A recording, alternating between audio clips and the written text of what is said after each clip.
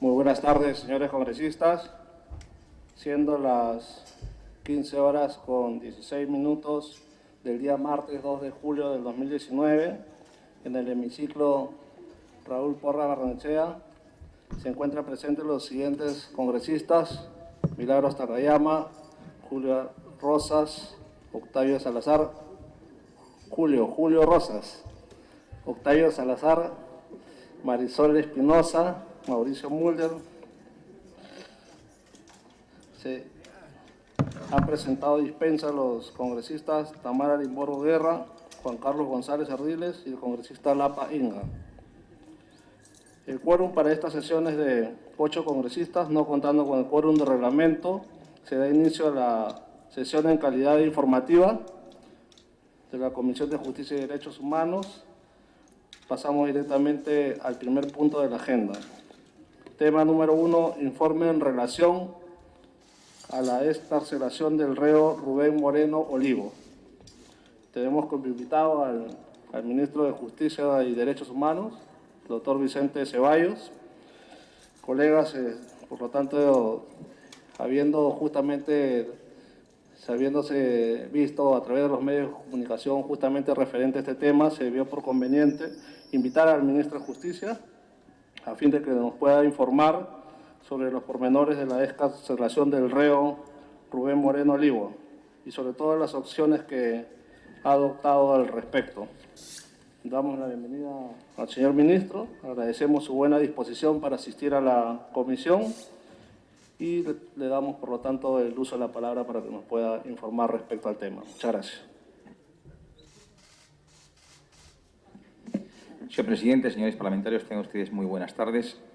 Mi reconocimiento por esta gentil invitación, que ya la habíamos coordinado con el señor presidente de la comisión la semana pasada. Lamentablemente hubo semana de representación y me sugirió que esperemos esta semana. Y ya se ha oficializado a través de un documento de invitación el día de ayer, y a razón de ello que estamos aquí ante esta comisión. Lo segundo, me parece también importante mencionarlo, este caso para este Congreso en particular no es nada nuevo. En el periodo legislativo anterior, mi persona era presidente en ese entonces de la Comisión de Fiscalización y viajamos la comisión en pleno a la ciudad de Chimbote, justamente porque había acontecido el hecho lamentable del asesinato del señor Nolasco, y Chimbote aparecía como una ciudad prácticamente sitiada. A efecto de ello, la comisión llevó a cabo en la ciudad de Chimbote una sesión extraordinaria en la cual participó el Contralor General de la República, el señor Fiscal de la Nación y un grupo importante de parlamentarios. Por consiguiente, ese hecho ya fue asumido por este Parlamento en su momento. Y a efecto de ello, más adelante, el propio Congreso de la República de aquel entonces instituyó una comisión investigadora especial para el caso Ancash. Y en aquel entonces la presidió el hoy gobernador de Cajamarca, el congresista Mesías Guevara, ¿no? Hoy presidente de la Asamblea Nacional de Gobernadores Regionales. Por consiguiente, este caso obviamente para nosotros no es nuevo en cuanto al hecho mismo, pero sí obviamente es gravitante e importante esclarecer las circunstancias bajo las cuales Rubén William Moreno Olivo, alias Goro, fue puesto en libertad. Y a efecto de la invitación vamos a dar cuenta de las circunstancias y el contexto en el cual se dispuso esta liberación. En primera instancia, la primera diapositiva, por favor. Correcto. Sí. ¿Tienen las diapositivas a la mano? ¿Sí? Ah, correcto, gracias. Sí. Entonces vamos a seguir el orden de las diapositivas que han sido puestas en consideración. En primera instancia se tratan de 3 procesos judiciales contra Rubén William Moreno Olivo, alias Goro. El primer proceso es el expediente 6487-2011 ante la segunda sala de apelaciones de la Corte Superior de Justicia del Santa, Ancash, y por la comisión del delito de asesinato por lucro en grado de tentativa en agravio de Ezequiel Dionisio Nolasco Campos. Este fue impugnado mediante recurso de nulidad a la Corte Suprema, el cual fue resuelto confirmando la sentencia de 25 años. En consecuencia, hablamos de una sentencia firme o ejecutoriada. El segundo caso es respecto al expediente 120-2014 ante el segundo Juzgado Penal Nacional por la comisión del delito de asociación ilícita para delinquir y homicidio calificado asesinato en agravio de Ezequiel Dionisio Nolasco Campos. Aquí en algún momento se dictó la medida coercitiva de mandato de comparecencia restringida. Y el tercer caso o proceso es el expediente 347-2015, ante el primer juzgado de investigación preparatoria nacional por la comisión del delito de homicidio calificado en agravio de Hilda Soledad Saldarriaga Bracamonte. Aquí se dictó la medida coercitiva de mandato de prisión domiciliaria. Y aquí es necesario precisarlo. Hilda Soledad Saldarriaga Bracamonte era una testiga que estaba como colaboradora eficaz y antes de ir al juzgado a ratificar su declaración fue asesinada. Entonces, esto nos pone en evidencia lo grave de los hechos en los cuales está involucrado Rubén William Moreno Olivo. Ahora, de estos tres procesos judiciales, dos obviamente son procesos en curso, el 120-2014 y el 347-2015. El primero de ellos, el expediente 6487, es donde ya hay una sentencia efectiva de 25 años de pena privativa de la libertad y ante la autoridad judicial del Santa Ancas. La segunda diapositiva, por favor. Sí. Disculpe, señor ministro. Saludamos a los congresistas Horacio Pacori, Mario Mantilla, Karina Beteta, Carlos Domínguez. Contando con el quórum de reglamento, estamos ya en la 21ª sesión ordinaria, siendo las 15 horas con 23 minutos. Siga, señor ministro. Estamos con la segunda diapositiva que está puesta a su consideración. Entramos acá a los hechos. El 2 de junio del 2014, Rubén William Moreno Olivo, alias Goro, ingresa al establecimiento penitenciario de Ancón 1 a fin de cumplir el mandato de prisión preventiva dictado en su contra por el segundo juzgado penal nacional. Este es en el expediente 120-2014. Comisión del delito de asociación ilícita para delinquir y homicidio calificado, asesinato en agravio de Ezequiel Nolasco Campos. Aquí se dictó inicialmente prisión preventiva por 18 meses, luego se prolongó por 18 meses adicionales y finalmente por 12 meses más, o sea, 36 más 12, 48 meses de prisión preventiva. Y en este proceso la detención se venció, pero no se dispuso su libertad, dado a que existía de por medio otro expediente, el expediente 347, que es el segundo que estamos señalando. En este expediente, el 347-2015, del 18 de junio de 2016, el primer juzgado de investigación preparatoria nacional dicta nuevo mandato de prisión preventiva contra Moreno Oliva, esta vez por un plazo de 18 meses, y por el delito de homicidio calificado en agravio de Hilda Soledad Saldarriaga Bracamonte. Y este es ampliado a 12 meses más. En ese contexto que Moreno Oliva cumplía con los dos mandatos de detención antes referido, o sea, tanto el expediente 120 como el expediente 347. El segundo juzgado penal nacional varía el mandato de prisión preventiva por una medida de comparecencia restringida y por ende ordena su libertad. Sin embargo, esta orden de libertad no se ejecuta, pues se mantenía vigente el mandato dictado en el expediente, o en el proceso, 347-2015. Es decir, eran dos procesos que marchaban casi en curso, el 120 y el 347. El 7 de junio del 2019, hace casi un mes con precisión, el primer juzgado de investigación preparatoria nacional, en el expediente 347, varía el mandato de detención preventiva en contra de Moreno Oliva por un mandato de arresto domiciliario, ordenando su libertad inmediata siempre y cuando no cuente con proceso pendiente con mandato de detención o sentencia a pena privativa de libertad efectiva. Y reitero que es importante decirlo, se dispone el arresto domiciliario, pero deja la observación, siempre y cuando no cuente con un proceso pendiente con mandato de detención o sentencia o pena privativa de la libertad efectiva pendiente, porque esto nos deja advertido de que no hay un sistema integrado en el Poder Judicial que pueda identificar que se tiene o no un mandato de detención o tiene una condena efectiva dispuesta por otro juzgado, porque deja abierta a que sea la autoridad penitenciaria quien pueda verificarlo o revisarlo.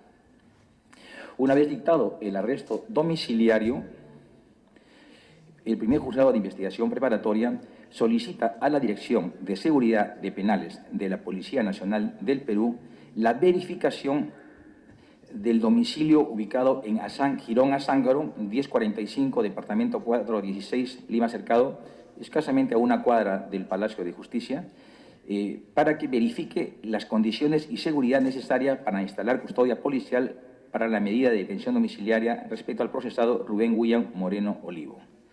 El 22 de abril de 2019, esa misma Dirección de Seguridad de Penales concluye que el inmueble ha sido verificado y que reúne las condiciones de habitabilidad, seguridad, para que el procesado cumpla con la medida judicial de arresto domiciliario. Y a efectos de esta información, el Departamento de Arresto Domiciliario de Seguridad de Establecimientos Penitenciarios, el 13 de junio de 2019 procede a instalar el servicio de custodia policial del procesado Rubén William Moreno Olivo en dicho mueble del Jirón Azángaro, cuadra 1.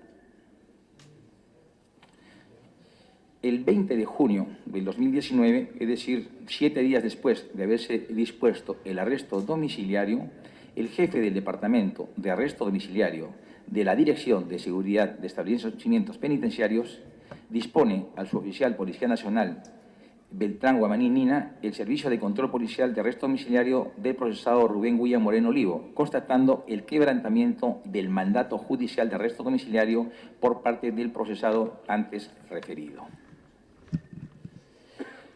La siguiente, correcto.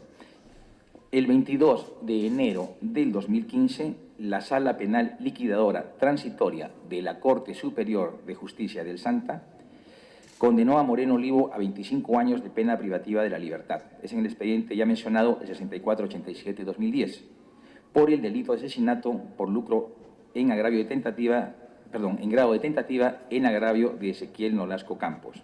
Esta sentencia, como también lo he mencionado antes, fue confirmada por la primera Sala Penal Transitoria de la Corte Suprema el 1 de agosto del 2017. Aquí vienen las contravenciones de índole administrativo, pero obviamente con grave alcance a la disposición judicial.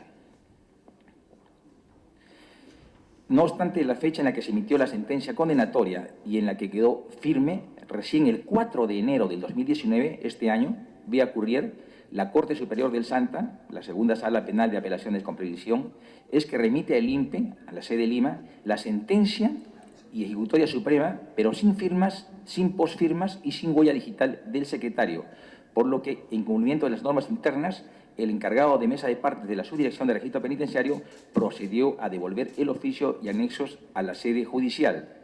Esto tiene sustento en el Manual de Procedimientos y Actividades de Registro Penitenciario del INPE, en cuyo numeral 5, referido a las instituciones, señala: toda resolución judicial, para ser recibida, deberá contener, entre otros, nombres y apellidos completos, firmas y postfirmas del magistrado y o secretario según corresponda. Es decir, la sentencia en condición de firme fue observada por la Dirección de Registro Penitenciario para que pudiera ser subsanada y se apegue al Manual de Procedimientos y Actividades de Registros Penitenciarios. Sí, señor. Sí.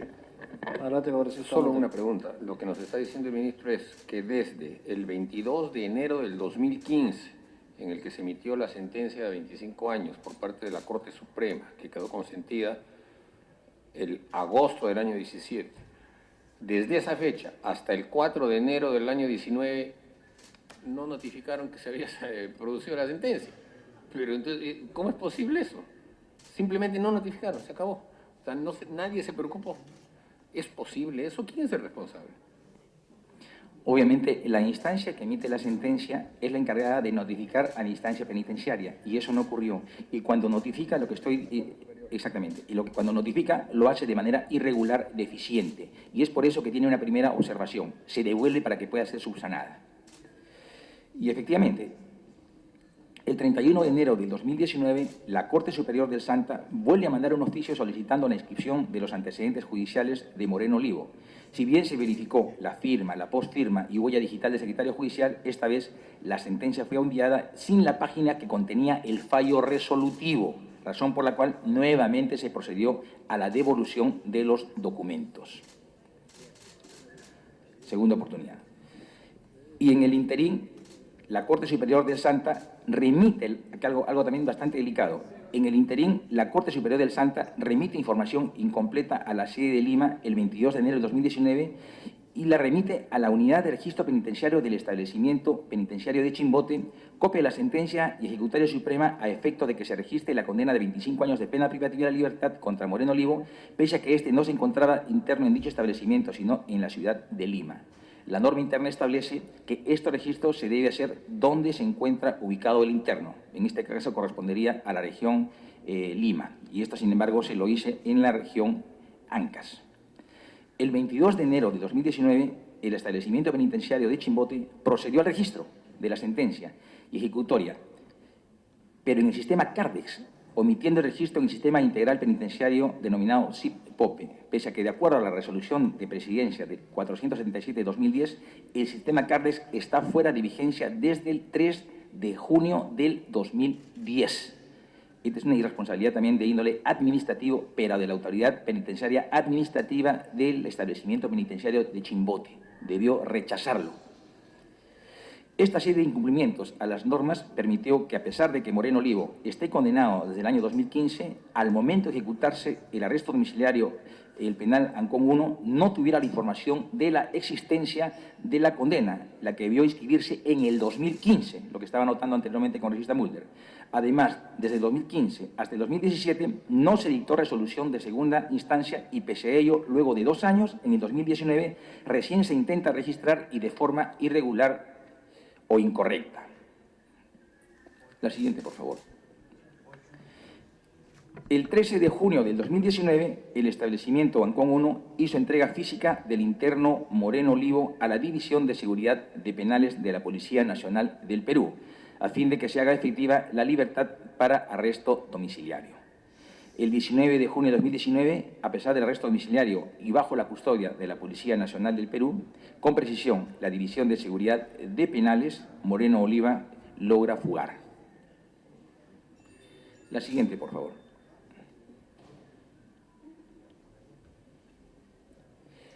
Aquí lo hago de manera esquemática. El 7 de junio del 2019, hace un mes atrás, el primer juzgado de investigación preparatoria nacional dispone la libertad, el arresto domiciliario. Y el 13 de junio del 2019, el establecimiento Ancón 1 hace entrega física de dicho interno a la División de Seguridad de Penales de la Policía Nacional del Perú. Aquí establecemos en la siguiente diapositiva una cronología de cómo evolucionaron los acontecimientos. Sí, lo pueden visualizar en la diapositiva. El internamiento inicial se da el 2 de junio del 2014 por prisión preventiva en el expediente 120-2014. El 18 de junio del 2016 hay un nuevo pedido de prisión preventiva, ahora en el expediente 347. El 18 de diciembre del 2018, la segunda Sala Penal de Apelaciones del Santa declara consentida la sentencia de fecha 22 de enero del 2015 a 25 años de pena privativa de la libertad. El 4 de enero del 2019, la segunda Sala Penal de Apelaciones solicita inscripción de la sentencia condenatoria por 25 años, pero no es recibida por falta de firmas del secretario. El 31 de enero del 2019, es decir, 20 días más adelante, la Subdirección de Registros Penitenciarios recibió la resolución judicial, sin embargo, procedió a su devolución por falta de la parte resolutiva de la resolución. El 7 de junio del 2019, el primer juzgado de investigación preparatoria dispuso la libertad con detención domiciliaria en el expediente 347. Y finalmente, el 13 de junio del 2019 se hizo efectiva la libertad del interno poniéndolo a disposición de la Policía Nacional de la División de Seguridad de Establecimientos Penitenciarios. Hasta la fecha de la excarcelación de dicho imputado, el Poder Judicial no subsanó las observaciones que el INPE había planteado en su oportunidad. Acciones dispuestas por el Ministerio de Justicia y particularmente por el INPE, la apertura de procedimientos administrativos disciplinarios contra Manuel León Asunción Portilla, jefe de la Oficina de Registros Penitenciarios del Establecimiento Penitenciario de Chimbote, contra Mabel Violeta Rivas Costilla, servidora de antecedentes judiciales y CARDEX del mismo Establecimiento Penitenciario de Chimbote, porque incumplieron el procedimiento y no procedieron a devolver la condena y, no obstante que la reciben, no la ingresan al sistema. ¿Qué otras acciones hemos dispuesto? Se han dispuesto también desde el Ministerio de Justicia y del INPE. Se ha cesado a todo el Consejo en pleno del Consejo Nacional Penitenciario. Se ha coordinado con el Ministro del Interior al día siguiente mismo y con la señorita Fiorella Nolasco, hija de Ezequiel Nolasco, para que se le otorguen las seguridades que el caso ameritan tanto para ella como para su familia. No obstante, debo indicarlo, ella ya contaba con una seguridad permanente de un agente policial 1 por 1, es decir, un día indistinto cada una. La Procuraduría Pública, al día siguiente, es decir, el jueves 27, interpuso la denuncia penal contra los 2 funcionarios antes mencionados y los que resulten responsables de acuerdo a la investigación que se está proponiendo aperture el Ministerio Público. Asimismo, se ha cesado al jefe de la Unidad de Registro Penitenciario de Chimbote y ya reiterado y se ha dispuesto a las acciones administrativas que correspondan. Sin embargo, debo añadir finalmente ya que acá hay hechos de mucha relevancia y es necesario compatibilizarlos con ustedes, señores congresistas. En primera instancia, hemos evidenciado que en el INPE no hay articulación entre la sede central ni las autoridades regionales penitenciarias. Lo segundo, eso evidencia a su vez que hay una deficiente labor de supervisión. Lo tercero, que el sistema integrado de registro penitenciario no está funcionando, permitiendo mayor fluidez y agilidad en el cruce de información. En el caso del Ministerio Público, tanto en el expediente 120 como en el expediente 347, que anteriormente he mencionado, se evidencia también que hay grave retraso y que finalmente motivó a que se disponga por parte del juez lo que es la detención domiciliaria.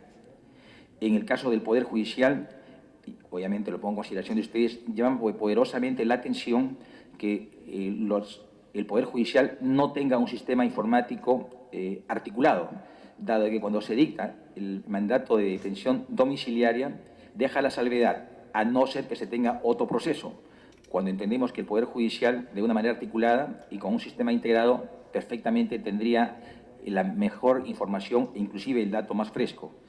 Lo segundo es que el día de hoy, como le he notado antes, si bien intentó registrar la sentencia, el Poder Judicial ante el INPE, ante la Dirección del Registro Penitenciario, esta en 2 ocasiones ha sido observada y devuelta.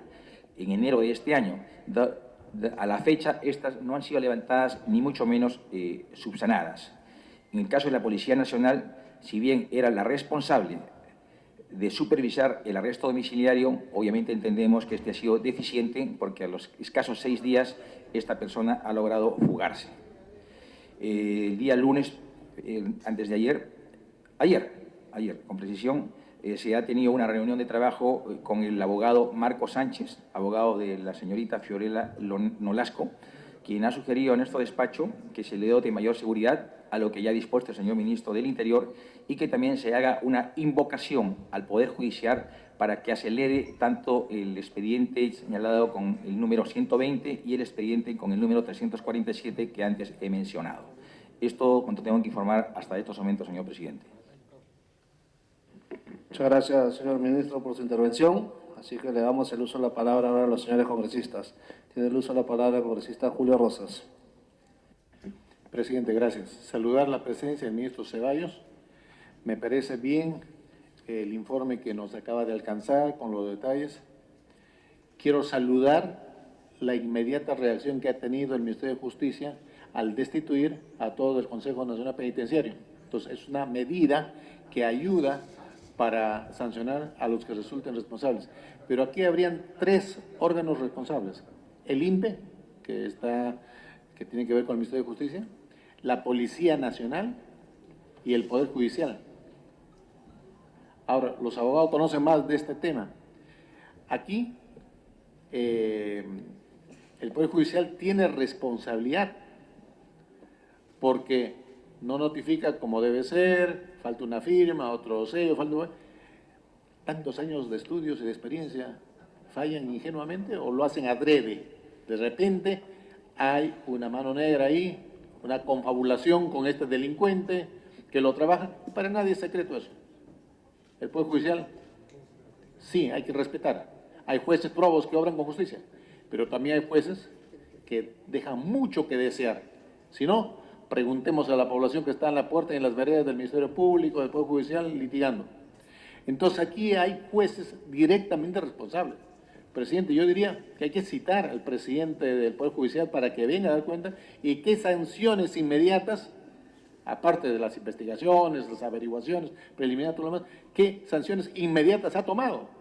Porque todos hemos apostado acá por la reforma judicial diciéndoles a la población, no hay justicia en el Perú, todo está corrompido, pero ahora con esta receta que viene el Ejecutivo, todo va a cambiar, va a haber justicia.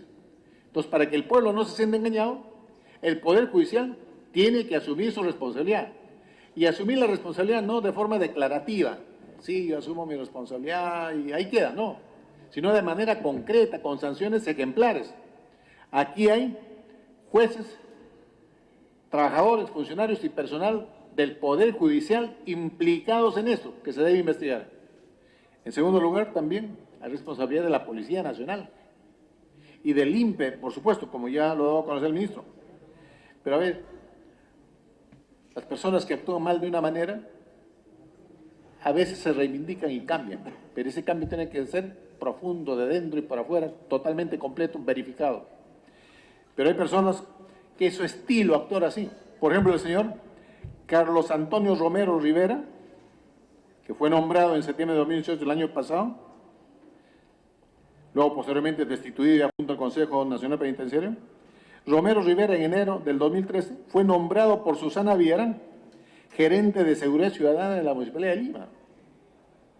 En ese tiempo, ¿qué seguridad había? Él ha sido gerente. Y si su gestión fue nefasta, triste, se iba a esperar ese mismo comportamiento ahora en el INPE, pues. No da nada de seguridad. Ahora, es más, cuando el gobierno, por ejecutivo, aquí hay que crear Poder Judicial, Policía y Ministerio de Justicia, ya no pueden hacer nada, ¿sabe qué hacen? Le dicen al pueblo, pueblo, señores peruanos, gente de la calle, la avenida, los taxistas, las tiendas, ayúdennos y les voy a pagar 100.000 soles. Estamos ofreciendo una recompensa de 100.000 soles a quien encuentre este señor prófugo.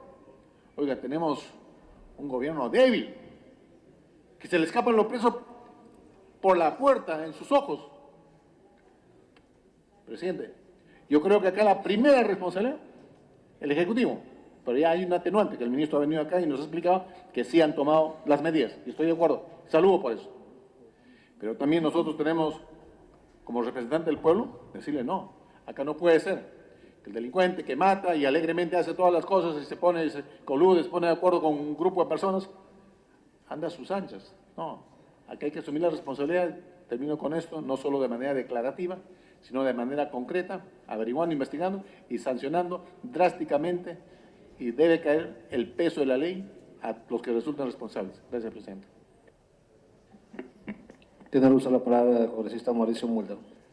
Presidente, la breve pero sustanciosa información que nos trae el ministro determina que nuestra comisión adopte, creo yo, el criterio de profundizar las investigaciones de este tema, incluso solicitándole al Pleno facultades de comisión investigadora, porque aquí se van a pasar la pelota como se han pasado la pelota, de hecho, las entidades que tienen responsabilidad en este tema, para comenzar, como dice el congresista Rosa, el Poder Judicial. Es evidente que esa Corte Superior del Santa es corrupta, porque le requieren que incluso notifique lo que no debería ser requerido, debería ser automático, pero le requieren que notifique y manda sin firmas. Le vuelven a requerir a que notifique la sentencia y la manda sin sellos. O sea, eso es corrupción, es obvio que es corrupción. Y en ese sentido, presidente, tenemos que exigirle al doctor Lecaros y a la Oficina de Control de la Magistratura del Poder Judicial resultados inmediatos en este tema. Y hay que citar al señor presidente del Poder Judicial, al que le hemos brindado desde hace pocos días, no con mi voto, por cierto, la posibilidad de que ganen 11.400 soles más cada uno de ellos, ¿no? Y que ahora estén ganando 48.000 soles de sueldo. Bueno, pues entonces produzcan resultados y van a ganar esos tremendos sueldos en la Corte Suprema de la República y en el Poder Judicial. En segundo lugar, presidente, creo que también hay una responsabilidad del Instituto Nacional Penitenciario. Ahora, este ciudadano, y el ministro es el que tiene que asumir también en este sentido la respuesta política, Rubén Moreno Olivo, entró como presidente del Consejo Nacional Penitenciario a resultas de un concurso, a resultas de una escogencia en la que pudieron participar algunos otros ciudadanos, o fue una designación de carácter de confianza por una recomendación, dado el hecho de que se trataba del ex asesor de un conocido congresista del oficialismo. Bueno, pues la pregunta es si este es un cargo de favor político o este es un cargo de concurso público. Y si es un cargo de favor político, el ministro va a tener que asumir una responsabilidad también, ministro. porque es evidente de que el señor jefe del INPE también tiene que haber una responsabilidad en eso, usted mismo lo ha dicho. El INPE no coordina con los penales de provincias. Tiene un deficiente mecanismo de conocimiento de quiénes son las personas que están presas y en qué penal. O sea, ¿cómo es posible que después que el INPE reciba el oficio y lo mande a Chimbote? O sea, ¿cómo es que toman ahí las decisiones? Alguien pasa y dice, Nolasco, debe estar en Chimbote, no mándenlo allá. O sea, no verifican, no hay documentos, no hay dónde recurrir a una base de datos. Y llega a Chimbote, no, está en Lima. O sea, que eso es una republiqueta, presidente. ¿Dónde puede ocurrir una cosa como esa? Gerente. Y si su gestión fue nefasta, triste, se iba a esperar ese mismo comportamiento ahora en el INPE, pues. No da nada de seguridad. Ahora, es más, cuando el gobierno, por ejecutivo, aquí hay que crear poder judicial, policía y Ministerio de Justicia, ya no pueden hacer nada, ¿sabe qué hacen? Le dicen al pueblo, pueblo, señores peruanos, gente de la calle, la avenida, los taxistas, las tiendas, ayúdennos y les voy a pagar 100.000 soles. Estamos ofreciendo una recompensa de 100.000 soles a quien encuentre este señor prófugo. Oiga, tenemos un gobierno débil, que se le escapan los presos por la puerta, en sus ojos.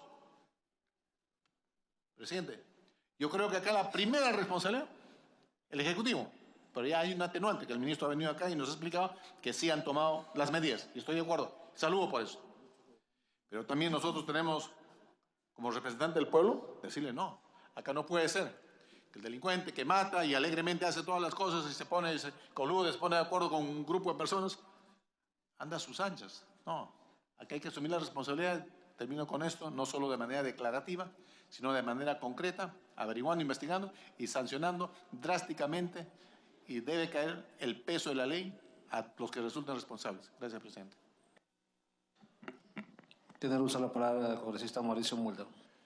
Presidente, la breve pero sustanciosa información que nos trae el ministro determina que nuestra comisión adopte, creo yo, el criterio de profundizar las investigaciones de este tema, incluso solicitándole al Pleno facultades de comisión investigadora, porque aquí se van a pasar la pelota como se han pasado la pelota, de hecho, las entidades que tienen responsabilidad en este tema, para comenzar, como dice el congresista Rosa, el Poder Judicial. Es evidente que esa Corte Superior del Santa es corrupta, porque le requieren que incluso notifique lo que no debería ser requerido, debería ser automático, pero le requieren que notifique y manda sin firmas. Le vuelven a requerir a que notifique la sentencia y la manda sin sellos. O sea, eso es corrupción. Es obvio que es corrupción. Y en ese sentido, presidente, tenemos que exigirle al doctor Lecaros y a la Oficina de Control de la Magistratura del Poder Judicial resultados inmediatos en este tema. Y hay que citar al señor presidente del Poder Judicial, al que le hemos brindado desde hace pocos días, no con mi voto, por cierto, la posibilidad de que ganen 11.400 soles más cada uno de ellos, ¿no? Y que ahora estén ganando 48.000 soles de sueldo. Bueno, pues entonces produzcan resultados y van a ganar esos tremendos sueldos en la Corte Suprema de la República y en el Poder Judicial. En segundo lugar, presidente, creo que también hay una responsabilidad del Instituto Nacional Penitenciario. Ahora, este ciudadano, y el ministro es el que tiene que asumir también en este sentido la respuesta política, Rubén Moreno Olivo, entró como presidente del Consejo Nacional Penitenciario a resultas de un concurso, a resultas de una escogencia en la que pudieron participar algunos otros ciudadanos, o fue una designación de carácter de confianza por una recomendación, dado el hecho de que se trataba del ex asesor de un conocido congresista del oficialismo. Bueno, pues la pregunta es si este es un cargo de favor político o este es un cargo de concurso público. Y si es un cargo de favor político, el ministro va a tener que asumir una responsabilidad también, ministro. Porque es evidente de que el señor jefe del INPE también tiene que haber una responsabilidad en eso. Usted mismo lo ha dicho.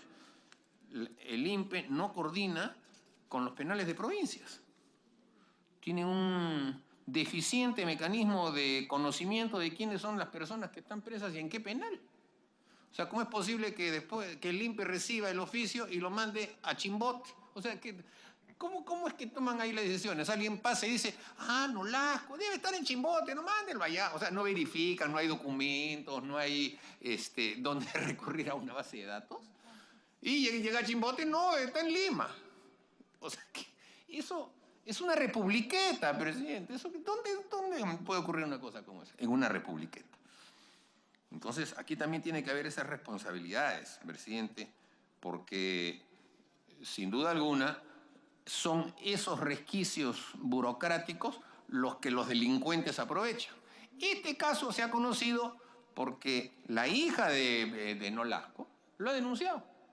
Si fuera un NN cualquiera, una persona que no hubiera tenido la notoriedad que tuvo el caso de Ancash, pues, a lo mejor estaría por ahí tranquilo, ya saliendo, ni siquiera tendría su arresto domiciliario y ya nadie sabría de él. ¿Cuántos casos habrán iguales? ¿Cuántos casos habrán iguales? En los que los jueces simplemente están imbuidos de creer que solamente lo que está en el expediente es lo que ellos tienen que ver. Cuando todos sabemos que en el derecho penal los jueces están obligados a ver más allá del expediente, de ver las realidades. Entonces un juez no puede fallar y decir, ya yo libero a esta persona y no sé ni quién es, ni cómo es, ni dónde está, ni nada. ¿Qué es eso? ¿Qué es eso? ¿Qué manera de sentenciar?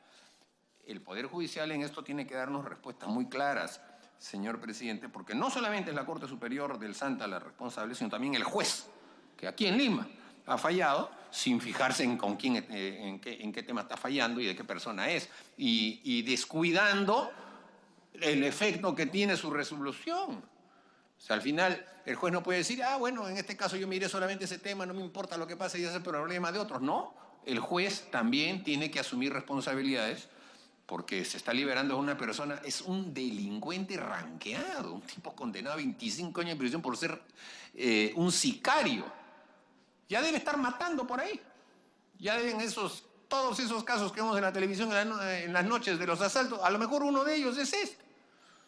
Entonces, presidente, este es un escándalo y creo que debe propenderse a soluciones inmediatas.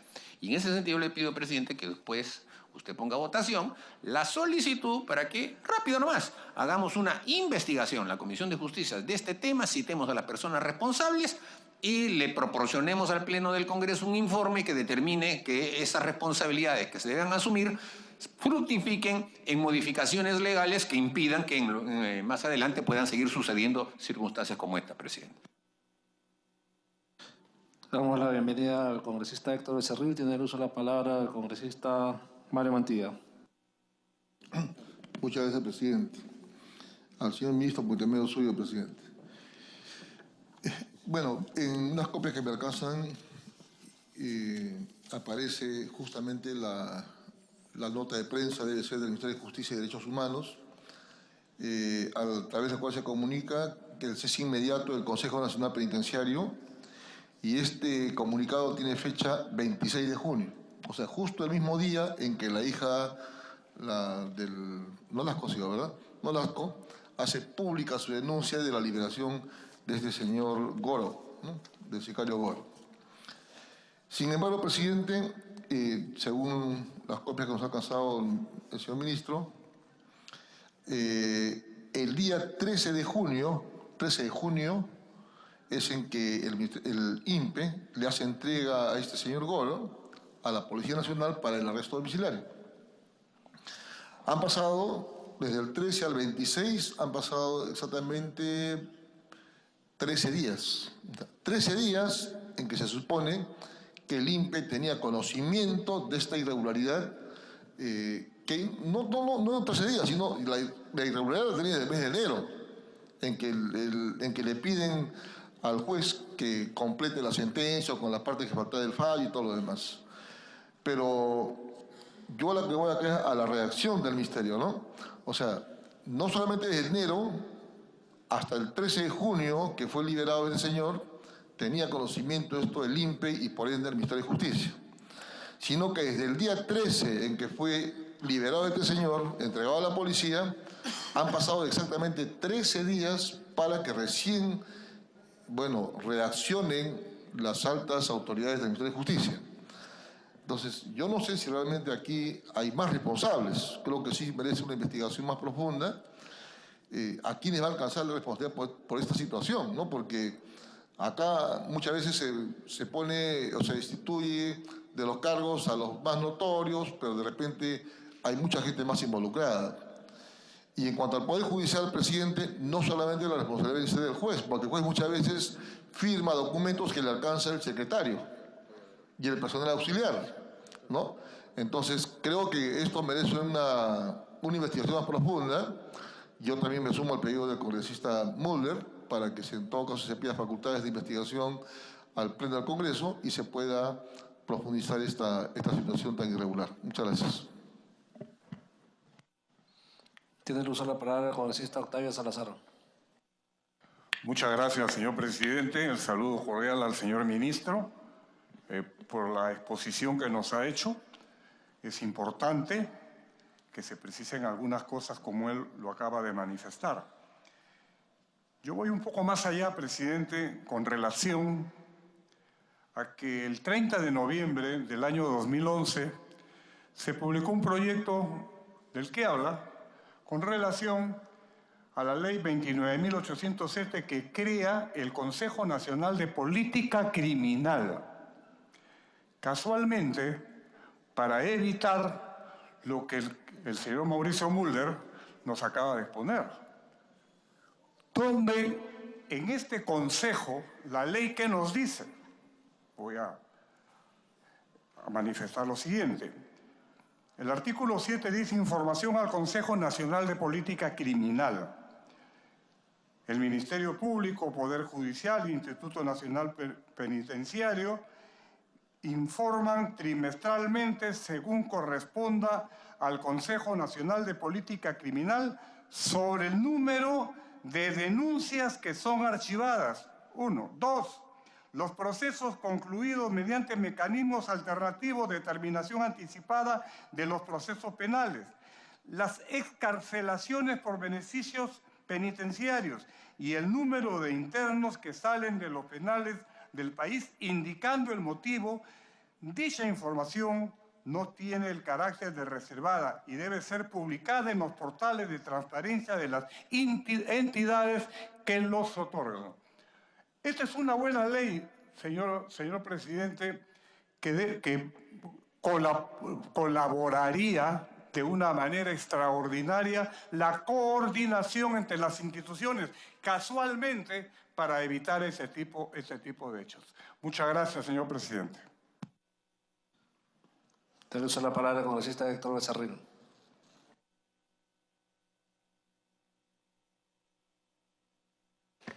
Gracias, presidente. Un saludo al señor ministro. Y de inicio, puedo decir de que este delincuente ingresó al penal de Ancón en 2014, en junio de 2014, con prisión preventiva, ¿no es cierto?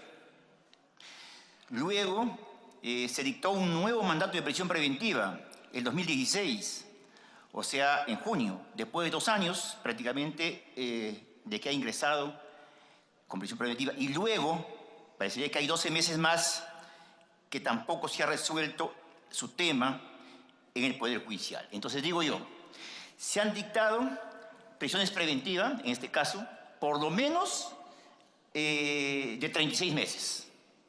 Y en 36 meses, el Poder Judicial, el juez que ve este caso, no ha sido capaz de sentenciar a este delincuente. La pregunta es acá.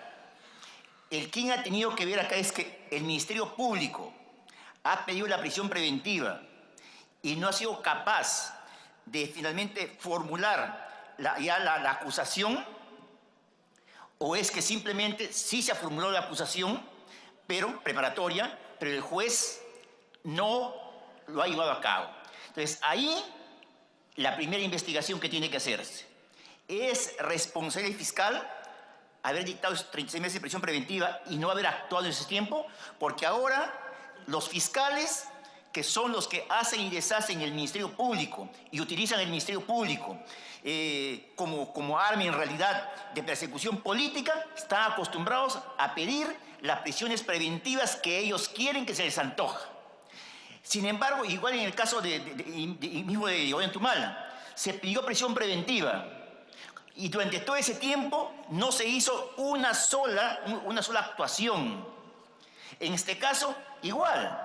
Entonces, la responsabilidad debería también investigarse si corresponde al Ministerio Público y quiénes han sido los fiscales o los jueces encargados de ese tema. Pero no es normal que después de 36 meses de prisión preventiva salgan por exceso de carcelería, en ese caso, para comenzar, presidente.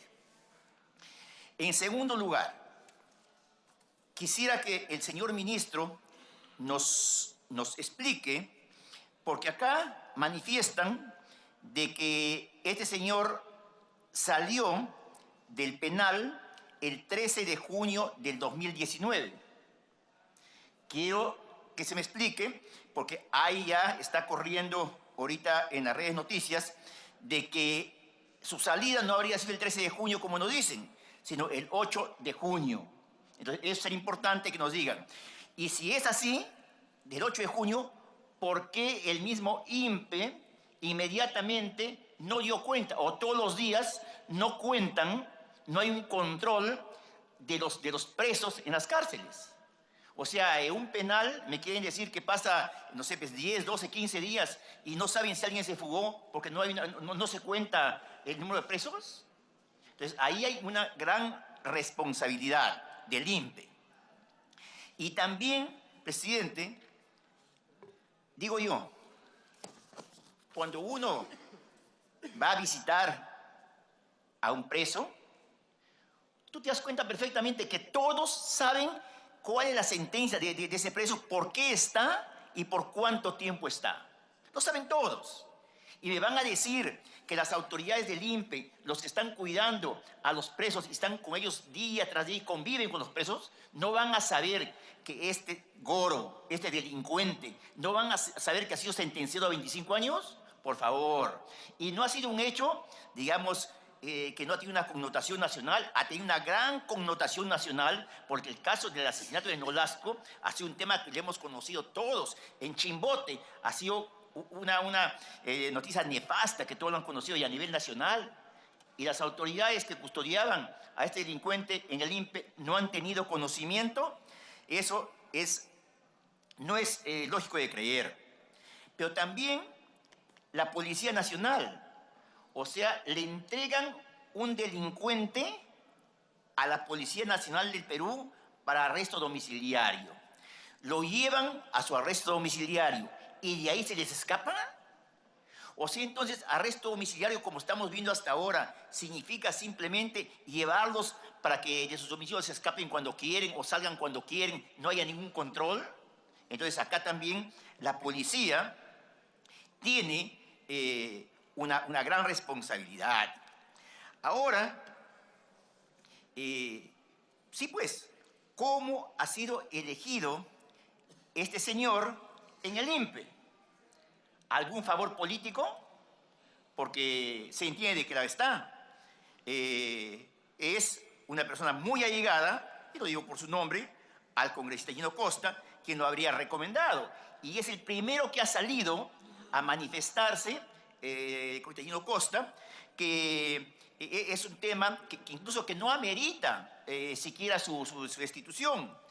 ¿Qué está pasando, presidente, colegas? Acá, por ejemplo, hace un escándalo nacional cuando una colega, un sobrino de una colega, sin que ella ni siquiera haya recomendado, contrata a alguien, a un sobrino. Pero, presidente, ¿la esposa del fiscal Domingo Pérez no está trabajando en el Ejecutivo? Y decimos en todo caso que ya la suspicacia, ¿por qué? Porque ayudó al presidente en los juicios que tenía, o porque sigue, digamos, Domingo Pérez buscando ajusticiar a los enemigos políticos que ellos consideran. Entonces, o sea, ¿es un premio también? ¿O en el caso del colega Dino Costa, su esposa no sigue trabajando en el Ejecutivo? ¿Por qué? ¿Porque él es vocero oficial del Ejecutivo? Entonces, esto hay que investigarse, presidente, o sea, todo este tipo de cosas.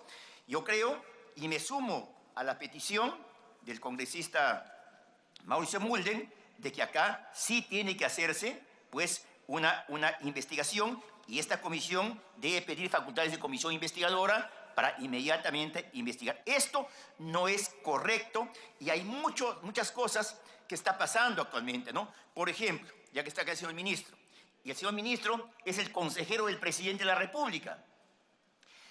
¿En qué quedó el tan voceado, promocionada reforma judicial? ¿En qué quedó? ¿Cuántos millones se ha gastado el país, digamos, en ese referéndum que estaba incluido y metido el tema de la reforma de justicia? ¿Se ha conseguido hasta ahora nombrar finalmente a los miembros de la Junta Nacional de Justicia? ¿Quién responde por esos millones? ¿Quién responde por esta elección de esas personas finalmente que han llevado a cabo esa reforma judicial y que hasta ahora no da resultados? ¿Quién responde, presidente, ya que está también nuestro ministro acá, por el tema de Odebrecht? ¿Quién responde? ¿O se van a decir solamente al Ministerio Público? Pero no se entiende, pues, finalmente que hay todo un tinglado para que estos fiscales de la Comisión Lavallato, especial Lavallato, vean cómo se está desarrollando el tema de Odebrecht. No nos engañaron y nos dijeron que si es que Odebrecht miente en su investigación, en su declaración, finalmente peligraba hasta sus declaraciones y su libertad en el Brasil. No es que Brasil no está apoyando, finalmente hay un convenio internacional con el Perú sobre este tema. Entonces yo quisiera que todos estos temas también, aprovechando la presencia del ministro, nos diga. Ahora no pasa nada. Igual Odebrecht seguirá contratando con el país, con el Estado. Igualmente nos seguirán meciendo, igualmente nos seguirán engañando y acá no pasó nada, igualito seguimos para adelante. Los fiscales, no sé, pues se dejaron engañar o finalmente fueron cómplices, no lo sé, pero despierta suspicacias. O sea, siguen como si nada. En el Perú no hay actualmente ya, digamos, el Ministerio Público una anarquía total, en el gobierno otra anarquía total, porque prácticamente es muy poco o nada lo que se hace. Me pido interrupción el congresista Mantilla, presidente. Adelante, congresista Mantilla. Gracias, presidente. Yo quiero aprovechar acá la presencia del pobre ministro Ceballos y quiero aprovechar también la intervención que está haciendo el congresista Becerril, porque esto es parte del sistema de justicia, ¿no? Y con esta vanagloriada reforma judicial que tanto se ha propagado a nivel nacional, tanto dinero que han querido extraer el Congreso y tanta cosa, yo digo, ¿ustedes creen que con la reforma va a cambiar esto? La reforma no cambia esto. Porque esto ocurre porque aquí están involucrados, estoy seguro, asistentes judiciales, secretarios judiciales, están involucrados personal del INPE y esta reforma solamente va a cambiar las cabezas. ¿Y ustedes creen que cambiando las cabezas del Poder Judicial o del Ministerio Público van a corregir todo esto? No se corrige nada. Por eso es que cuando yo hablaba de una reforma, si queremos una auténtica reforma judicial, tenemos que hacer una reforma integral. Desde el proceso, desde la forma como se diseña un proceso judicial hasta la ejecución, porque esto es parte de la ejecución de una sentencia. Pues esto es parte del sistema judicial. Entonces, aquí estamos viendo un clarísimo ejemplo, presidente, que con esta llamada reforma de justicia no vamos a cambiar nada, presidente. Y va a ser un engaño, muchachos, y continúo diciendo que solamente esto fue una propuesta populista que no le va a hacer ningún bien al país. Muchas gracias, presidente. Sí, me pide la segunda interrupción el congresista. Sí, congresista Rosas. Gracias, congresista Becerril, gracias, presidente. Con relación a lo que se está viendo, no es un caso aislado. Esto tiene varios tentáculos y se va ampliando y hay, por eso apoyo también el pedido del congresista Mulder de que se le dé facultades investigadoras a esta comisión sobre este punto. Y yo le pediría, presidente, que procuremos votar eso y continuar adelante. Bueno, hace que uno tras otro nos vamos a otras comisiones y va a faltar quórum, así que mejor votemos eso. Pero ¿sabe qué, presidente? Aquí hay varios asuntos. Este señor Carlos Antonio Romero Rivera, presidente del Consejo Nacional Penitenciario y jefe del INPE, como ya habían dicho mis colegas, y yo lo manifesté inicialmente, ha trabajado en seguridad ciudadana con la alcaldesa Susana Viera. Luego ha sido asesor del congresista Gino Costa sobre seguridad, ¿ok? Además, han escrito libros sobre seguridad, vinculados y promovidos por ONGs. Esto se cae por su propio peso, es como un libro que desaparece en el aire, pues. ¿Qué valor va a tener sobre seguridad si de las manos se le escapan los que están recluidos, los presos? Y cuando se trata de ONGs, yo quiero recordar, el Ministerio de Justicia sacó una resolución, seguridad para los que trabajan en ONGs, para las personas que defienden derechos humanos. Pues, acá está, pues. Con esto quiero decir, y termino, la reforma que se ha planteado desde el Ejecutivo del Gobierno sobre el Sistema Nacional de Justicia es un total fracaso. Así es. Aunque no se quiera admitir, es otra cosa. Es un fracaso, pues. Gastando millones de soles, no se ha hecho nada. Prueba de eso. Estamos tratando este asunto de esta persona peligrosísima que acaba de fugar, acaba de salir, con toda una situación que, por supuesto, amerita investigar. Gracias, señor presidente. Presidente, es inaceptable la liberación de este sicario con todo lo que ha significado el tema Nolasco. Una persona que fue asesinado por denunciar la corrupción y que le pidieron 1000 veces apoyo al gobierno y lamentablemente nunca le dieron apoyo, prácticamente lo dejaron que sea asesinado. Y ahora ese asesino es el que está en las calles. Presidente, permítame aprovechar la oportunidad de decir también de que parecería cuando se habló de la reforma judicial que eso iba a solucionar todos los problemas del país. Prácticamente todos los medios de comunicación con el gobierno se centraron en ello, el referéndum, y que a partir del referéndum el día siguiente el Perú iba a caminar de mil maravillas, no iba a haber problemas de ningún tipo. Ahora estamos exactamente igual, todos centrados en la reforma política. No hay otro tema que toquen importante, que toquen los medios. Son,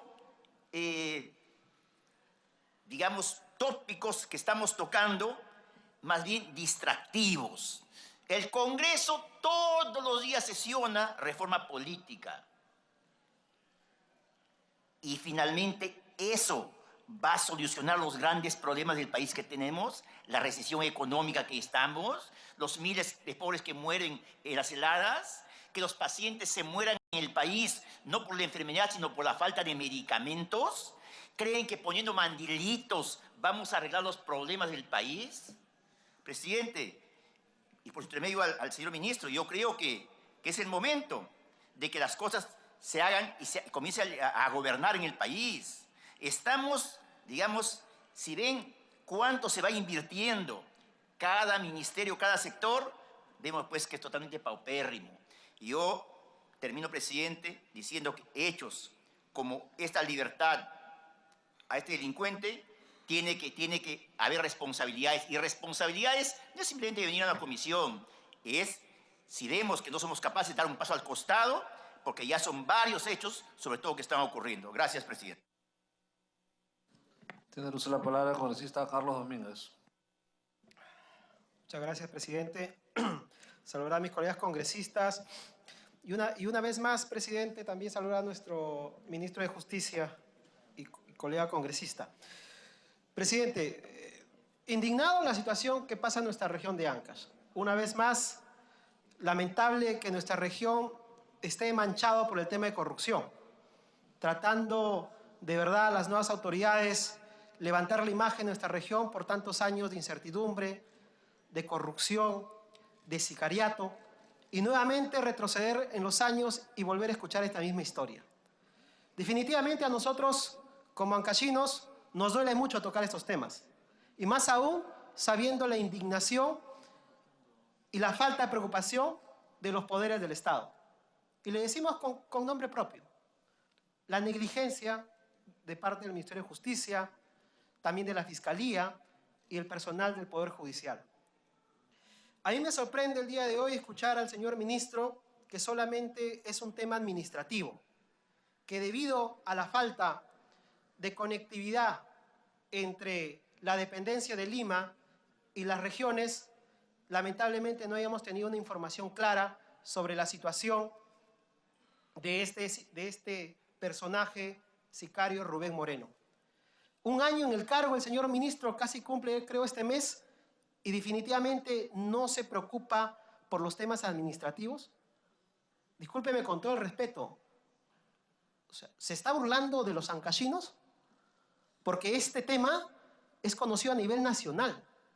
Para poder capturar a este sicario, intervinieron helicópteros, fiscales, hicieron todo un show espectáculo para poder capturarlo. Y decir fácilmente, ¿se liberó por una falta administrativa? Discúlpeme con todo el respeto, señor ministro, para mí es una burla. Porque acá lo que nosotros queremos es responsabilidad. Asumir un cargo es una responsabilidad. Y lo primero que tiene que hacer es ordenar su casa. Yo sé que usted ha visitado a través de la presidencia Chimbote, ha visitado las dependencias y que no ha recibido ninguna información al respecto. ¿Cómo está funcionando el sector justicia? Entonces, de verdad, eso es su indignación, presidente. Y yo felicito que usted haya invitado al ministro para informar sobre este tema. Pero tampoco podemos buscar nosotros un solo responsable. Y acá decir que la Sala Penal de la Corte Superior de Justicia es responsable es tan cierto porque existe un pronunciamiento. Se han pronunciado la Sala, presidente. Y donde ellos manifiestan de manera contundente que ellos no tienen responsabilidad. Y la responsabilidad definitivamente del sector justicia. Ha sacado un comunicado donde aducen, donde la Sala les pone al presidente de la Corte Superior, donde indica que los documentos antes indicados queda establecido que esta superior Sala Penal sí cumplió con remitir la condena impuesta a Rubén William Moreno Oliva, al INPE, a RENIEC, a RENIPROS y al Registro Central de Condenas, apareciendo la misma inscrita en el registro del INPE, RENIPROS y condena.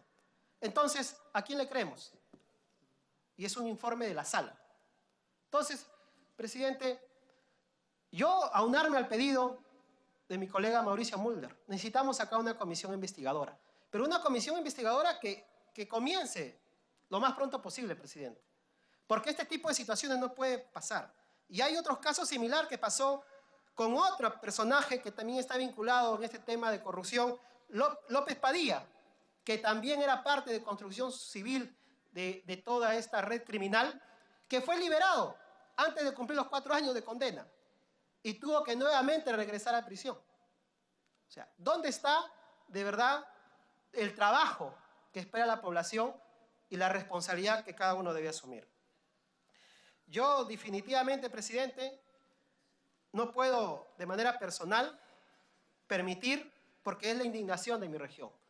Yo le pediría al señor ministro a través de la presidencia, si el cargo le queda muy grande, dé un paso al costado, porque queremos gente eficiente que pueda ordenarnos la casa. Muchas gracias, presidente. Me pido una interrupción, mi colega Mario Mantilla. Adelante, congresista Mantilla. Gracias, presidente. Sí, justamente me hace disculpar, el congresista Carlos Domínguez, haber cogido su celular para ver esta información que ha publicado justo el presidente de la Corte Superior de Justicia de Santa, ¿no? Y que compromete al Ministerio de Justicia, presidente, porque acá ellos están señalando que han notificado toda la sentencia al INPE, a la RENIEC y todas las instituciones.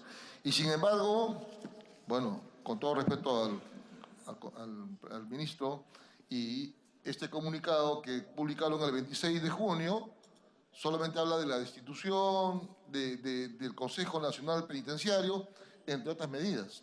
Como que de repente, según lo que se ha escuchado en el informe, acá aparentemente el responsable de todo es el Poder Judicial, porque el Poder Judicial no habría alcanzado la sentencia completa. Pero este informe que ha hecho el Poder Judicial compromete al Ministerio. Entonces, presidente, yo creo que esto es una cosa muy seria, y creo que vamos a tener que votar que se soliciten las facultades de investigación a esta comisión. Muchas gracias. Adelante, congresista Valmeda. Sí. Presidente, simplemente que esto no quede en una simple reunión. Lo que queremos son resultados. Es por ello que también en esta comisión investigadora pidamos también la presencia, si es posible, de parte del presidente de la Corte del Santa, para que nos dé cuenta, o el mismo presidente del Poder Judicial, y digamos las cosas claras. ¿Quién es responsable? Porque este tipo de situaciones no puede pasar, presidente. Así que esperemos de verdad que esta comisión tome cartas en el asunto. Muchas gracias, presidente. Habiendo terminado las intervenciones de los señores congresistas, tiene el uso de la palabra el ministro Vicente Ceballos. Sí, gracias. A ver, gracias. En primera instancia vengo con la actitud democrática más sana y de transparentar la gestión que vengo liderando. Yo no he venido en absoluto, ni en lo más mínimo, a sorprender a los señores parlamentarios, y me despierta mi mayor respeto y consideración. Yo he dicho que una de las debilidades que hemos encontrado, de las muchas que hemos encontrado, son deficiencias de índole administrativo. Y no me estoy quedando administrativo, parece que se me ha escuchado mal. Hay responsabilidad de orden penal. Y a efecto el procurador ya formalizó las denuncias correspondientes. Lo segundo, estamos en error. Yo no he visitado Chimbote todavía. Y si alguna vez he ido en mi condición de presidente de la Comisión de Fiscalización, y justamente cuando Chimbote estaba tomado, sitiado, y fuimos de una u otra manera con el ánimo de zanjar un problema que se había presentado en dicha localidad. En eso, por 4 o 5 años atrás que hemos ido. Lo tercero, yo no he venido a sorprender a esta comisión. Y el informe que he dado está evidente, sustentado en documentos que me han alcanzado las áreas técnico-administrativas del INPE y del Ministerio de Justicia, que lo voy a poner a su consideración para que usted lo distribuya oportunamente a los señores miembros de esta comisión. Y sí, y con toda la consideración y respeto a los señores parlamentarios. O sea, yo vengo a expresar mi posición como ministro de Estado, a rendir cuentas como corresponde políticamente a la comisión especializada que es Justicia. Sin embargo, cogen un celular, leen una nota de prensa de un presidente de Corte Superior, a él sí hay que creerle, y al ministro de Estado que viene acá no hay que creerle. Por lo menos, permítame, o sea, por lo menos es la percepción que yo he recogido de una participación. Y yo vengo a precisarles que no estoy en la condición de faltarle respeto a ustedes, ni mucho menos proponer alguna premisa que pretenda desvirtuar la verdad de lo que ha acontecido en este caso. Y quiero empezar por un tema general, porque ya es recurrente en distintas comisiones a las cuales estamos recurriendo, la llamada reforma de justicia. La llamada reforma de justicia no se encierra en lo que es la Junta Nacional de Justicia. Se impulsó el proceso el año pasado con 7 proyectos de ley que no fueron atendidos, entiendo, por la sobrecarga de trabajo legislativo que se tiene, y han sido aprobados paulatinamente, ¿no?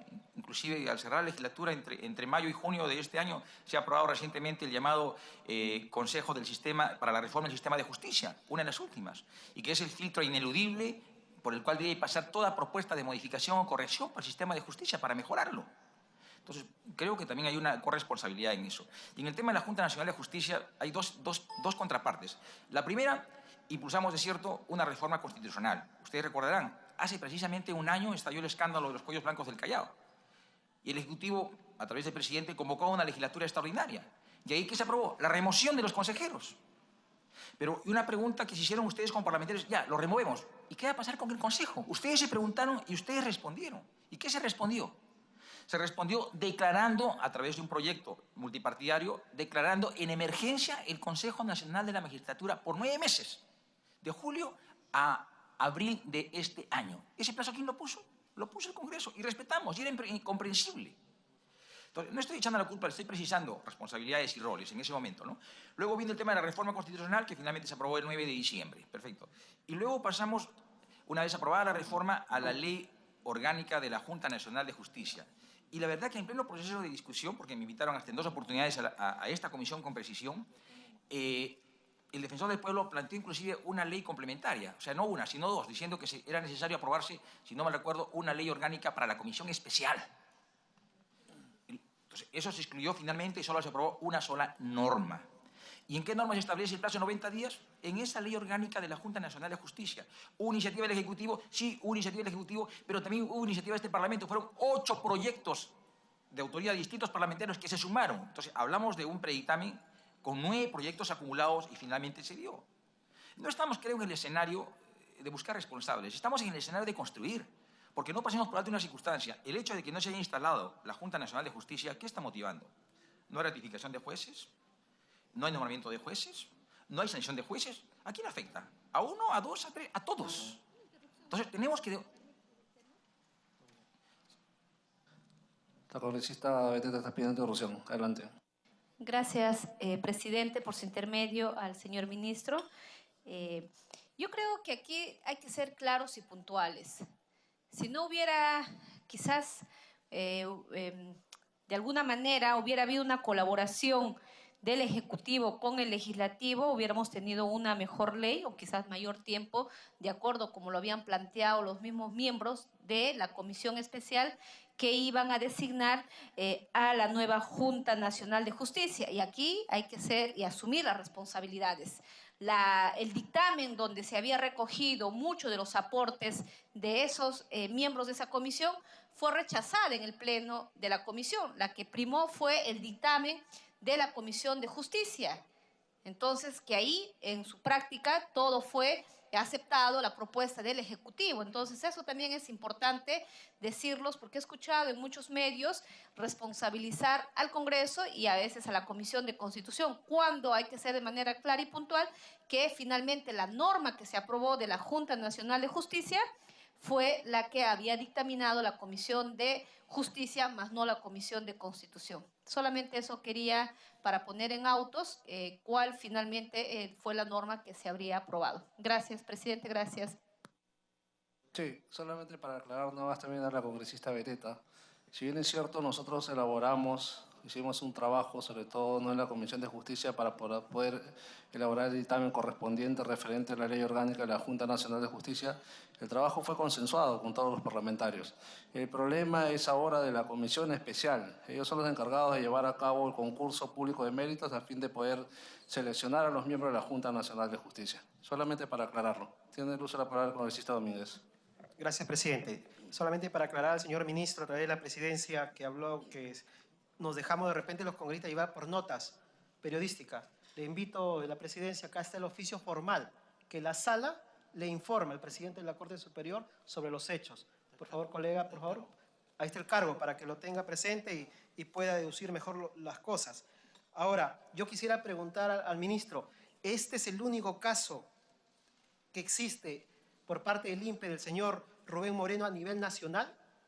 ¿Usted sabe si tenemos otro caso similar? Sería bueno que tengamos presente este tema. Y simplemente decirle con todo el respeto, porque acá los cargos son pasajeros, y nuestra función como congresistas es fiscalizar y defender a nuestra región. Si el señor Vizcarra, presidente Vizcarra, en su momento, cuando se estuvo prófugo el señor Inostroza, tuvo que dejar el ministro de Interior el cargo, haga y sea hidalgo, señor ministro, si no está haciendo bien su trabajo. Muchas gracias. Adelante, congresista Mantilla. Ya, solo una precisión aclarando lo que ha dejado suelto un poco el ministro de Justicia. Bueno, particularmente yo no estoy responsabilizando al Ministerio de Justicia. Estamos diciendo que con este informe del Poder Judicial, que usted lo tiene ahora en sus manos, el Poder Judicial está aclarando que le ha remitido la sentencia íntegra al INPE. Y con la exposición que ha hecho el ministro, que yo no sé quién le ha preparado, acá se está informando a esta comisión como que esa sentencia no ha sido completa cuando se entregó al INPE. Entonces, o sea, de repente el que le ha elaborado las diapositivas al ministro lo está haciendo con el ánimo de sacudirse el problema y arrimárselo o pasárselo al Poder Judicial, que es quien aparentemente no ha cumplido a cabalidad su función por remitir la sentencia. Pero ellos están haciendo la aclaración. Entonces, yo no estoy comprometiendo al Ministerio de Justicia. Lo que estamos hablando es, sumándonos a lo que ha dicho el congresista Müller, que se haga una investigación profunda para ver quiénes son los verdaderos responsables, ¿no? Por lo pronto le digo, quien elabora las diapositivas quiere limpiarse este problema, presidente. Muchas gracias. Adelante, congresista, perdón, ministro Ceballos. Ok, gracias. A ver, otro aspecto importante a destacar.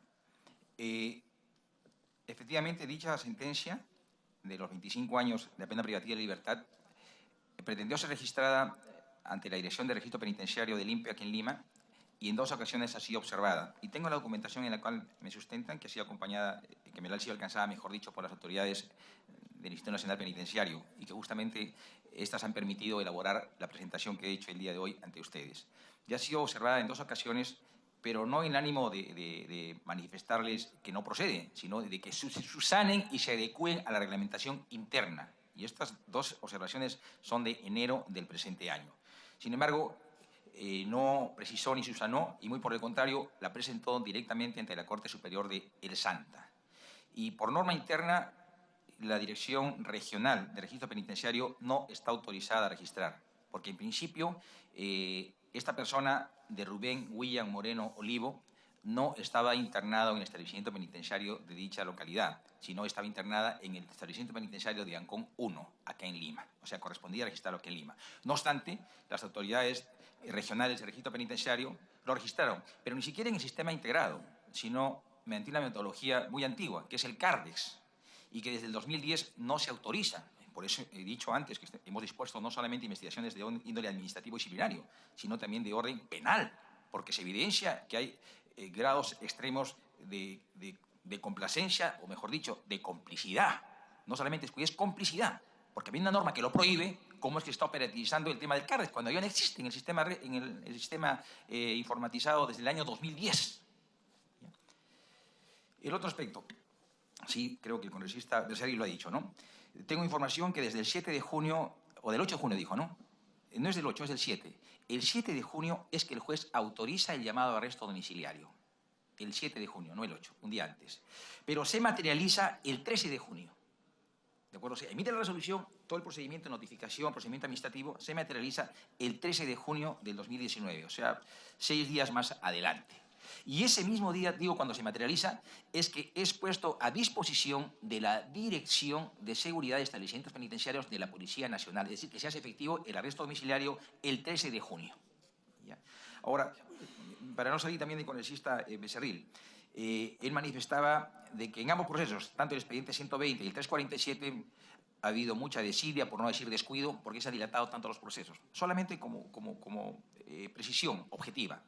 En el expediente 120, primero detención preventiva 180 días, luego 180 días más, perdón, 18 meses, luego 18 meses más y luego 12 meses más. Total, 48 meses. En el expediente 347, primero 18 meses, luego 12 meses, total, 30 meses. En uno que otro caso no se avanzó. Entonces, este es un argumento que permitió finalmente ni siquiera la comparecencia restringida, sino lo que es el arresto domiciliario.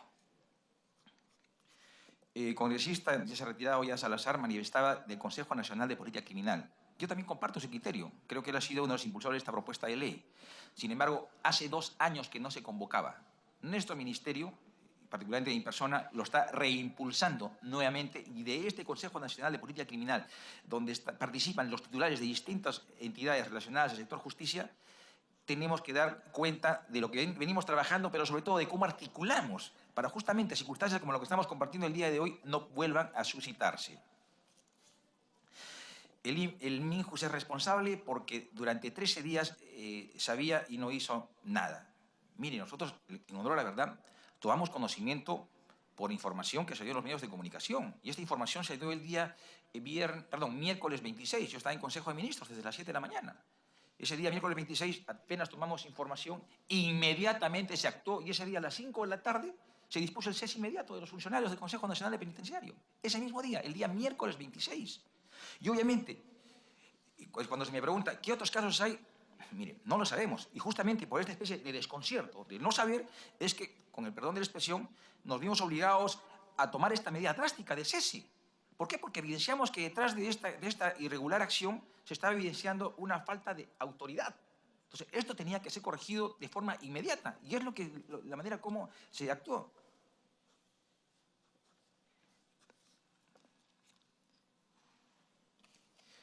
Una pregunta concreta que me hacen es en el caso del señor Carlos Antonio Romero Rivera. En principio, él no ha entrado, con el perdón de la expresión, por ningún compadrazgo. Se ha revisado su currículum, tiene estudios de criminología, de ciencia penitenciaria, y en base a eso es que se lo ha considerado porque estaba con una encargatura. Pero más aún, si algún tipo de ligación se trata de relacionar con algún congresista, ese mismo congresista ha manifestado de que es una medida desproporcionada. Si habría un nivel de entendimiento, creo que la respuesta hubiera sido algo diferente, pero no ha sido así. Esa es una evidencia objetiva de que las decisiones que se han tomado también se toman de manera objetiva.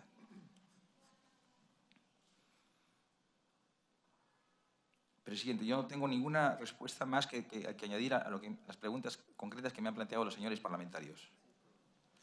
Más bien, yo le dejo abierta la posibilidad de una repregunta, si lo tienen a bien. Bueno, habiendo concluido la intervención del señor ministro de Justicia, sí, adelante, congresista Beteta.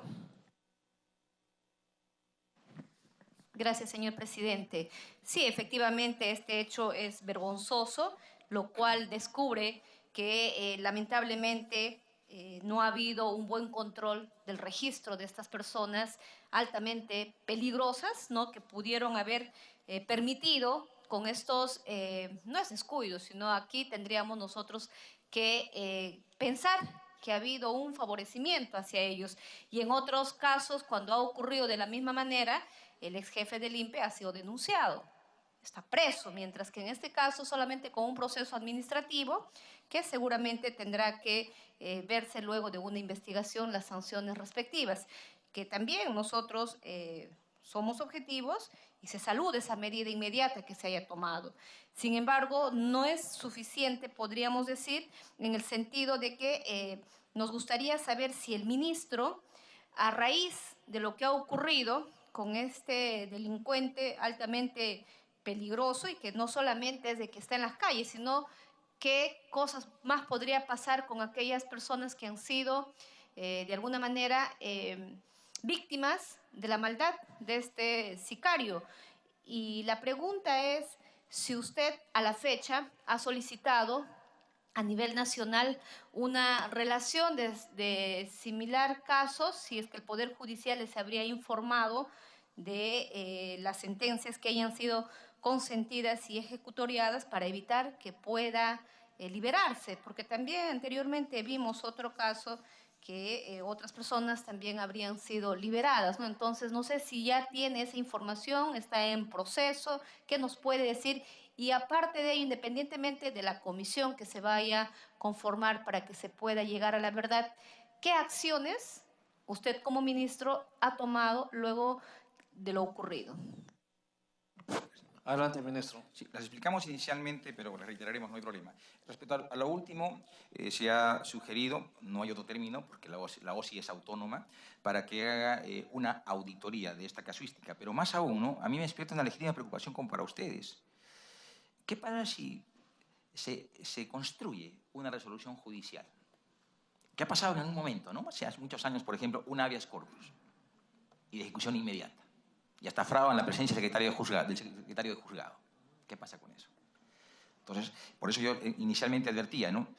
Primero tenemos que articular mismo los sistemas informáticos del Poder Judicial y del INPE. Y lo segundo, interrelacionarnos. Ahora, no pasemos por alto una circunstancia, ¿no?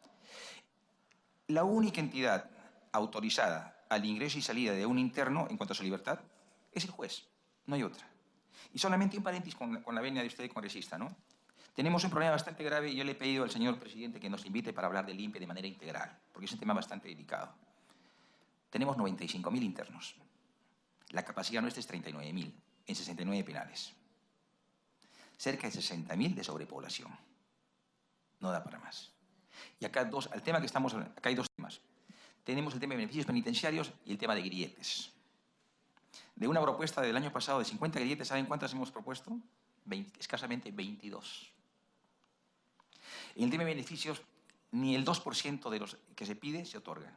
¿Quién los otorga? Ya no ocurre como antiguamente lo daba el juez de ejecución penal, porque tenía una competencia especial y exclusiva. Ahora lo hace el juez común, una sobrecarga procesal. Y ese tema de beneficios y grilletes lo de relegado como una cuestión secundaria, y cuando lo ve ya pasó muchos años. Entonces, y me urge, me reuní con el señor Lecaros, me urge que tiendan estas medidas los jueces por el tema de la sobrepoblación. Y más aún, en el tema de la detención preventiva, casi el 30% de internos tienen esa condición, el resto son sentenciados. Pero todo alimenta a lo que es un hacinamiento de los establecimientos penitenciarios. Yo he estado la última semana en Chiclayo. No sé, congresista Becerril, creo que usted es de Chiclayo, ¿no? Lambayeque. Y el establecimiento penitenciario de Chiclayo está en una fase crítica. Y hemos dado directivas que se tienen que cumplir en las próximas 2 semanas todavía. Pero si uno va al establecimiento de Lurigancho, capacidad para 2.000, y tiene 10.000, uno mira la cifra y se asusta. Pero las circunstancias es que dicho penal tiene una estructura horizontal, ¿no? Se permite un poco ordenarse. En el caso de Chiclayo es todo lo contrario. Un hacinamiento, yo estoy en una reunión con ellos, creo que por metro cuadrado habían 10 internos, una explanada. Entonces, y por ahí también quisiera que nos ayudemos a flexibilizar. Aquí hay 2 proyectos que espero que la Comisión Permanente pueda atenderlos. El tema de los grilletes. Entonces, creo que es para dar 2.000 grilletes. Ahora, volviendo al tema de la pregunta de la congresista Beteta. Primero, ya se ha dispuesto la remoción de los responsables de la Dirección de Registro Penitenciario. Lo segundo, ya se ha hecho la denuncia el día jueves 27 por parte del procurador del INPE a los funcionarios y a los que resulten responsables, porque la investigación puede dilucidar que haya mayores responsables, ¿no? Lo tercero, la remoción, procedimientos administrativos, denuncia penal. Estamos evaluando, está pendiente todavía la designación de la nueva composición del Consejo Nacional del INPE, la posibilidad de que se declare en emergencia temporal, porque obviamente esta hay que ser una reestructuración integral. O sea, este no es un tema aislado. O sea, hemos evidenciado que hay algunas falencias que se hace necesario registrarlas, que esto sea una oportunidad como debilidad para que pueda potencializarse como una corrección. Ok. Bueno, habiendo concluido la participación del ministro Vicente Ceballos, le damos las gracias una vez más, ¿no?, por la predisposición de venir acá a la comisión para poder explicar referente justamente a este tema que se ha podido observar a través de los medios en los últimos días. Así que lo invitamos a que se pueda retirar en el momento que crea conveniente.